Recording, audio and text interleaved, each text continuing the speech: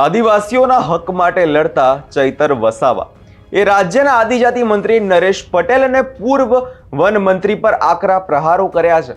આક્ષેપો નહીં, માત્ર નાના મોટા આક્ષેપો નથી, પર કરોડોના ભ્રષ્ટાચારના આક્ષેપો છે। શું છે સમગ્ર મામલો તેની વિગતે વાત કરીશું। નમસ્કાર, હું છું પ્રથમ મોદી, આપ જોઈ રહ્યા છો નિર્ભય ન્યૂઝ। છોટાઉદેપુરના ક્વાંટ ગામ ખાતે આમ આદમી પાર્ટીની પરિવર્તન સભા હતી। એ દરમિયાન ચૈતર વસાવાએ સરકાર પર આકરા પ્રહારો કર્યા છે। જે નેતાઓ આજે મંત્રી પદ ભોગવી રહ્યા છે તે કરોડોના અસામી બનીને બેઠા છે। તે નેતાઓ આદિવાસી યુવાનોને રોજગારી આપવાના બદલે તેમને ગેરમાર્ગે દોરી રહ્યા છે, જેવું ચૈતર વસાવાનું કહેવું છે। સાંભળીએ જ્યારે અમારા સંવાદદાતાએ તેમની સાથે વાત કરીને ત્યારે તેમણે શું કહ્યું। જિલ્લાના કવાંટ તાલુકામાં આજે આમ આદમી પાર્ટીની જે જનસભાનું આયોજન થયું છે, ખૂબ મોટી સંખ્યામાં અહીંયા લોકો ઉમટી આવ્યા હતા અને લોકો ચેતરભાઈ વસાવાને સાંભળવા આવ્યા હતા। ખાસ કરીને જે 8 તારીખે ભારતીય જનતા પાર્ટીની એક જનસભાનું આયોજન થયું હતું, તેમાં કેબિનેટ મંત્રીએ એક જાહેરાત કરી હતી કે કોઈ પણ હાઇડ્રો પ્રોજેક્ટ નસવાડી વિસ્તાર હોય કે પછી 28 ગામોને કોઈને પણ વિસ્થાપિત નથી કરવાના। તે બાબતે કેબિનેટ મંત્રી જાહેર મંચ પર બોલીને ગયા હતા। તેનો જવાબ આપવા આજે ચેતરભાઈ વસાવા આવ્યા છે। ડેડિયાપાડાના ધારાસભ્ય ચેતરભાઈ વસાવા સાથે જ વાત કરીશું કે કેબિનેટ મંત્રીએ જાહેરાત કરી કે કોઈ પણ હાઇડ્રો પ્રોજેક્ટ નથી આવવાનો અને કોઈ ગામને વિસ્થાપિત નથી કરવાના, શું કહેશો? ગુજરાત સરકારના એક જવાબદારી મંત્રી તરીકે તમે અહીંયા આવો છો અને આદિવાસી સમાજને એક તો ગેરમાર્ગે દોરો છો, એ વ્યાજબી નથી। તમારી સરકારે નોટિફિકેશન 25 સપ્ટેમ્બર 2020 ના રોજ બહાર પાડ્યું।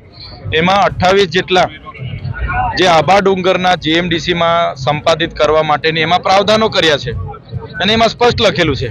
બીજું કે જે હાઇડ્રો પ્રોજેક્ટ જે નસવાડીમાં 18 ગામો માટે તમે નથી પ્રોજેક્ટ લીધો એવી વાત કરો છો, એ તો તમે એનસીપીટી સાથે તમે કરાર કર્યા છે ભાઈ। તમે સર્વે કરાવ્યું છે, કલેક્ટર એસપી ત્યાં હાજર હતા ને તમે આજે હવામાં વાત કરો એ કેટલું વ્યાજબી છે? એટલે મંત્રી કોઈ જાણતા નથી અને બહેકાવેમાં આવીને અને લોકોને જૂઠું બોલવા માટે ભારતીય જનતા પાર્ટીના નેતાઓ ટેવાયેલા છે, એ પ્રમાણે પોતાની ટેબમાં આવીને આ ભાષણ કર્યું હશે એવું હું માનું છું। બિલકુલ, તમે જે તમારા ભાષણની અંદર કીધું કે કોઈ મંત્રી છે પૂર્વ, તેઓની હોટલો છે, ઘણી બધી જ્વેલર્સોમાં પાર્ટનર છે, આ બાબતે કોણ છે? શું હમણાં થોડા દિવસ પહેલા એડીઆર નો રિપોર્ટ આવ્યો હતો, એમાં ભાજપના સાંસદોની કેટલા અમારા મનસુખભાઈની 288% સંપત્તિ વધી ગઈ, કરોડોપતિ છે બધા। એટલે બધા કઈ ગાંધી નથી, દૂધે દોયલા નથી, બધા સાંસદો કરોડોપતિ છે, એમના મંત્રી તંત્રી ધારાસભ્ય। જે પૂર્વ વન મંત્રી અને આદિજાતિ મંત્રી અહીંયા ચૈતર વસાવા વિરોધમાં ભાષણ કર્યું ને, એ મંત્રી એમના કેટલી જ્વેલર્સમાં એમના પાર્ટનરશિપ છે, કેટલા હોટલો રિસોર્ટોમાં એમની પાર્ટનરશિપ છે, અમારી પાસે બધું જ છે। અમને જ્યારે જરૂર લાગશે ને એ અમારી પર વ્યક્તિગત આક્ષેપો કરતા હશે તો અમે એમને પણ વ્યક્તિગત લઈશું, હિસાબ કિતાબ આપીશું અને આવનારા દિવસોમાં સરકાર બનશે ને તો એવા નેતાઓને પણ અમે છોડીશું નહીં। આદિવાસી બજેટના કૌભાંડો કરીને માતેલા સાંડ બનીને ફરે છે ને, એમને અમે બધું બતાવીશું। બિલકુલ ચેતરભાઈ, કેબિનેટ મંત્રી એવું કીધું હતું કે જેમની દુકાનો નથી તે ઉધાર વેચવા નીકળ્યા છે, આ બાબતે શું કહેવું? ભાઈ, તો તમારી દુકાન છે તો ચાલો નર્મદાનું પાણી આપો અહીંયા, તમારી સરકાર છે એવું જ કહેવા માંગો છો ને? તો ખોટા જાતિના પ્રમાણપત્ર જે લોકોને તમે સૌરાષ્ટ્રમાં આપ્યા અને અહીંયા ઓરિજિનલ અમારા લોકોને તમે જાતિના પ્રમાણપત્ર નથી આપતા, એ પહેલા અપાવો। તમે અમારા યુવાનો ભણેલા ગણેલા છે, એમના માટે કેમ 40% લઘુત્તમ માર્ક લાવવાની સિસ્ટમ લાવ્યા? પોસ્ટ મેટ્રિક શિષ્યવૃત્તિ માટે તમે આ વર્ષે કેમ બાળકોને શિષ્યવૃત્તિ નથી આપી?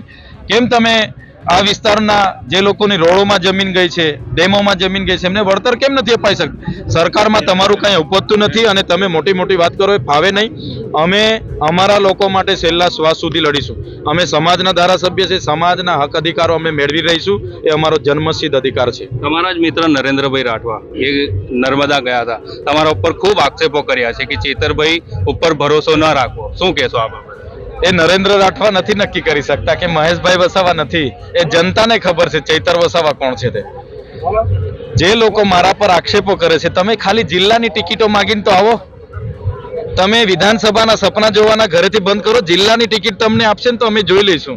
આ ચૈતર વસાવા આટલી મોટી પાર્ટી સંભાળે છે, અમારા નેતૃત્વમાં તાલુકા જિલ્લાના બધા યુવાનો લડવાના છે, વિધાનસભા મારા નેતૃત્વમાં બધા લડવાના છે। અમારે ક્યાં નરેન્દ્ર ભરેન્દ્ર એને મારે જવાબ આપવાના? એમને કહો સામાજિક લડતમાં ક્યારેક ભેગું થવાનું થશે તો બોલવાના પણ સંબંધો રાખો। હા, મોટા નેતા ચૈતરભાઈના ટીકા ટિપ્પણી કરવાથી નથી બનાવવાનું, લોકોના અવાજ બનવાથી મોટા નેતા બનાય છે। પૂર્વ વિરોધ પક્ષના નેતા સુખરામભાઈ રાઠવાનો આક્ષેપ છે કે ચેતરભાઈ તો આદિવાસીઓ માટે લડત આપી રહ્યા છે, પરંતુ આપ પાર્ટી ભારતીય જનતા પાર્ટીની બી ટીમ, શું કહેશો? તો તમે મને બતાવો, આ ચૈતરભાઈ વસાવાને તો દર વર્ષે અમે બી ટીમ હોઈએ ભાજપની, તો મને કોઈ જેલમાં નાખે, મારા પર ખોટા કેસ કરે, મારે કોઈ દિવસે લડાવવાનું થાય મનસુખભાઈ હાથે? ના થાય ભાઈ. આજે કોંગ્રેસના તમે જોઈ લો ને, કોને જેલ થઈ છે, કોણ લડાવવા ગઈ છે, અધિકારીઓ સામે કોઈ બોલે છે? બસ અંદરો અંદર બધાનું ઈલું ચાલે છે. મામા ભાણિયા છે, વેવાયો છે, બધા કોઈની દીકરી ત્યાં છે, કોઈનો દીકરાની બહુ અહીંથી છે, એટલે આખી જનતા જાણે છે ભાઈ. એટલે આ બધી કહેવાની વાતો છે. એમણે પહેલા એવું પણ કીધું હતું કે ગુજરાતમાં ત્રીજો પક્ષ ના ચાલે. આજે ત્રીજો પક્ષ દોડે છે કે નથી દોડતો? દોડે છે. એટલે આવનારા દિવસોમાં 5 વર્ષનો એમનો વારો હતો ને, જતો રહેવાનો છે, એટલા માટે લોકો ડરેલા છે. હવે આવનારા દિવસો આમ આદમી પાર્ટીના છે. બિલકુલ, આ હતા દેડિયાપાડાના ધારાસભ્ય ચેતરભાઈ વસાવા. તેમના સાથે આપણે તમામ મુદ્દે ચર્ચાઓ કરી છે. સાથે સાથે જે હાઇડ્રો પ્રોજેક્ટ પાવર આવવાનો છે, જે 28 ગામોને વિસ્થાપિત કરવાના છે, તે બાબતે પણ તેમને જવાબ આપ્યો છે. અને પૂર્વ વિરોધ પક્ષના નેતા સુખરામભાઈ રાઠવાએ તેમના ઉપર જે આક્ષેપો કર્યા છે તે બાબતે પણ તેમને જવાબ આપ્યો છે. રફીક મકરાણી, નિર્ભય ન્યૂઝ, છોટાઉદેપુર. ચૈતર વસાવાના આક્ષેપો છે કે મંત્રીઓ પોતાના કરોડોના આલિશાન બંગલા બનાવ્યા છે, પરંતુ આજ દિન સુધી આદિવાસી બાળકોને આંગણવાડી માટે હજુ સુધી કંઈ જ નથી કર્યું. આ લોકો આદિવાસી યુવાનોને ગેરમાર્ગે દોરવાનું કામ કરે છે, જેવો તેમનો આરોપ છે. પૂર્વ વન મંત્રી મુળુભાઈ બેરાનું નામ લીધા વગર તેમણે તેમની પર આકરા પ્રહારો કર્યા છે અને કહ્યું છે કે આદિવાસી ન હોય તેવા લોકોને ખોટા પ્રમાણપત્રો બનાવીને આદિવાસીઓના હક તેમના દ્વારા છીનવવામાં આવે જેવા આરોપો ચૈતર વસાવાએ લગાવ્યા છે.